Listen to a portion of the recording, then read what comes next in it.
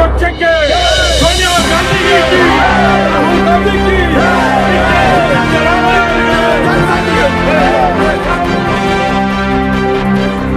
ಇಡೀ ರಾಷ್ಟ್ರದಲ್ಲಿ ಇವತ್ತು ಬಿಜೆಪಿಯನ್ನು ಅಧಿಕಾರಕ್ಕೆ ಬರಬೇಕಾದ್ರೆ ಅದು ಓಟು ಚೋರಿ ಇದರಿಂದ ಕಾರ್ಯಕ್ರಮ ಆಗಿದೆ.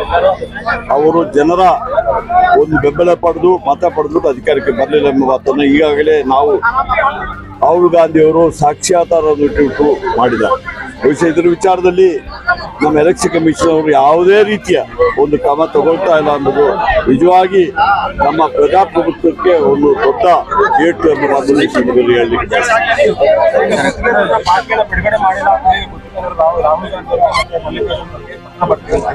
ನೋಡಿ, ನನ್ನ ಇಲಾಖೆಯಲ್ಲಿ ಯಾವುದೇ ಗುತ್ತಿಗೆದಾರರಿಗೆ ಬಾಕಿ ಇಲ್ಲ. ಬೇರೆ ಬೇರೆ ಇಲಾಖೆ ವಿಚಾರದಲ್ಲಿ ಏನಿದೆ ಅಂತ ಆ ಮಂತ್ರಿಗಳ ಕೇಳಿದ್ರೆ ಹೇಳ್ತಾರೆ. ನೋಡ್ರಿ, ನಾನು ಹೇಳ್ತಾ ಇದ್ದೀನಿ, ನಿಮ್ಗೆ ಅರ್ಥ ಆಗ್ತಾ ಇಲ್ಲ. ನನಗೆ ಕಮಿಷನ್ ಆರೋಪ ಕೂಡ ಯಾವ ಕಮಿಷನ್ ಆರೋಪ? ಅವರು ಹೇಳೋದಕ್ಕೆ ಅವರ ಕಮಿಷನ್ ಹೇಳಲಿಕ್ಕೆ ಸಾಕಷ್ಟು ಆಧಾರ ಇದು ಕೊಟ್ಟಿದಾರ.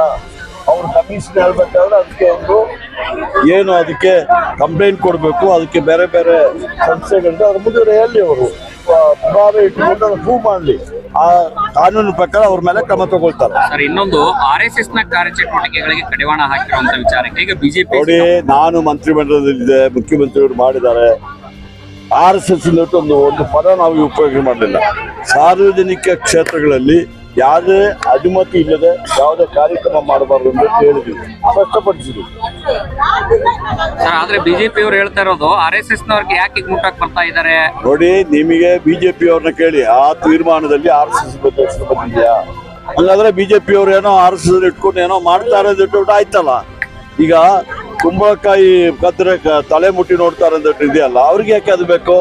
ನಾವು ಇಡೀ ಯಾವ ಸಮೇತ ಆ ವಿಚಾರದಲ್ಲಿ ಅನುಮತಿ ಇಲ್ಲದೆ ಯಾವ ಪಕ್ಷ ಅಲ್ಲ, ಯಾವುದೇ ಇದು ಸಮೇತ ಅನುಮತಿ ಇಲ್ಲದೆ ಮಾಡಬಾರ್ದು ಎಂಬ ಮಾತನ್ನೇ ಹೇಳಿದ್ದೀನಿ.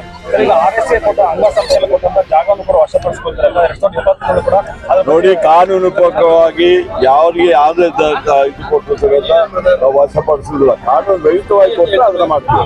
ಅಲ್ಲ, ಬಿಜೆಪಿ ಕಾಲದಲ್ಲಿ ಬಜರಂಗ ದಳ ಬೇರೆ ಬೇರೆದವರಿಗೆ ಒಂದಷ್ಟು ಲ್ಯಾಂಡ್ ಅನ್ನ ಕೊಟ್ಟಿದ್ರು ಸರ್. ಲ್ಯಾಂಡ್ ಅಡಿಟ್ ಏನಾರ ಮಾಡ್ತಿದ ಸರ್ಕಾರ ಏನೋ? ನೋಡಿ, ಅದು ಇಲ್ಲಿ ತನಕ ಪ್ರಸ್ತಾವನೆ ಯಾವ್ದು ಬರಲಿಲ್ಲ. ಅದಕ್ಕೆ ಸಂಬಂಧಪಟ್ಟ ಮಂತ್ರಿ ನಾನಲ್ಲ, ಆ ಸಂಬಂಧಪಟ್ಟ ಮಂತ್ರಿಯವರ ಕೇಳಿದ್ರೆ ಅವರ ಉತ್ತರ ಕೊಡ್ತಾರೆ. ಹಿರಿಯರಲ್ಲ ಸರ್, ಅದಕ್ಕೆ ಕೇಳಿದ್ರೆ. ಹಿರಿಯರು ಎಂದು ಬರೋದಿಲ್ಲ. ನನ್ನ ಇಲಾಖೆ ವಿಚಾರದಲ್ಲಿ ನೀವು ಪ್ರಶ್ನೆ ಕೇಳಿದ್ರೆ ನಾನು ಉತ್ತರ ಕೊಡ್ತೀನಿ ಹೊರತು ಬೇರೆ ಬೇರೆ ಇಲಾಖೆ ವಿಚಾರದಲ್ಲಿ ಅಂತ ಮಂತ್ರಿಗಳು ಕೊಡ್ತಾರೆ. ನೋಡಿ, ಕೆಲವರು ಮೊಸರಲ್ಲಿ ಕಲ್ಲು ಹುಡುಕಂತ ಕ್ರಮ ನೀವ್ಯಾಕೆ ಅವ್ರ ಪರವಾಗಿ ಮಾಡ್ತಾರೆ?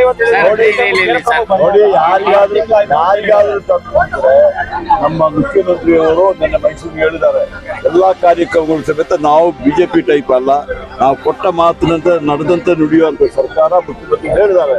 ಅಲ್ಲಿ ಕೇಳ್ಬೇಕಾಗಿತ್ತು.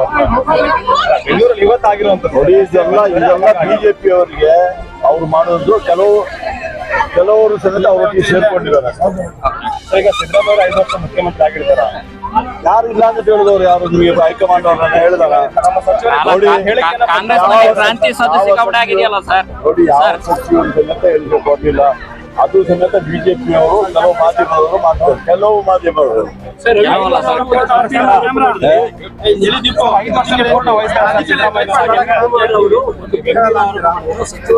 ನಾನ್ ನಿಮಗೇನ್ ಹೇಳಿದೆ, 5 ವರ್ಷ ಇವತ್ತು ಯಾವುದೇ ವಿಚಾರದ ಕಾಂಗ್ರೆಸ್ ಪಕ್ಷದಲ್ಲಿ ಹೈಕಮಾಂಡ್ ಇದ್ದಾರೆ, ಹೈಕಮಾಂಡ್ ಅವರು ತೀರ್ಮಾನ ತಗೊಳ್ತಾರೆ. ಅವ್ರೇನ್ ಹೇಳಿಲ್ಲ ಅಂತ ಅವ್ರು ಹೇಳೋ ತನಕ ಸುಮ್ಮನೆ ಇರಿ. ಕ್ರಾಂತಿ ಏನಾಗಲ್ವಾ ಸರ್?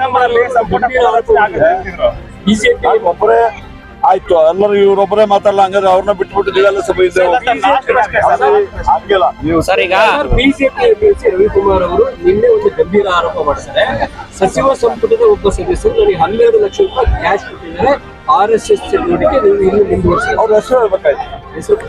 ನೋಡಿ, ಅವ್ರು ರವಿಕುಮಾರ್ ಅವರು MLC ಅವರು, ಅವ್ರು ಸಚಿವರು ಕೊಟ್ಟಿದ್ದಾರೆ. ಆ ಸಚಿವರ ಹೆಸರಲ್ಲಿ ಆ ಸಚಿವರು ಉತ್ತರ ಕೊಡ್ತಾರೆ. ಸರ್, ನವೆಂಬರ್ ಕ್ರಾಂತಿ ಆಗಲ್ವಾ ಸರ್ ಕಾಂಗ್ರೆಸ್ ಅಲ್ಲಿ?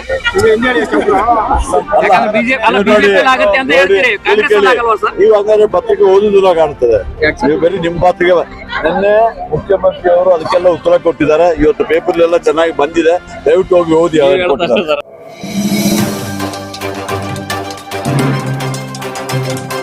ನ್ಯೂಸ್.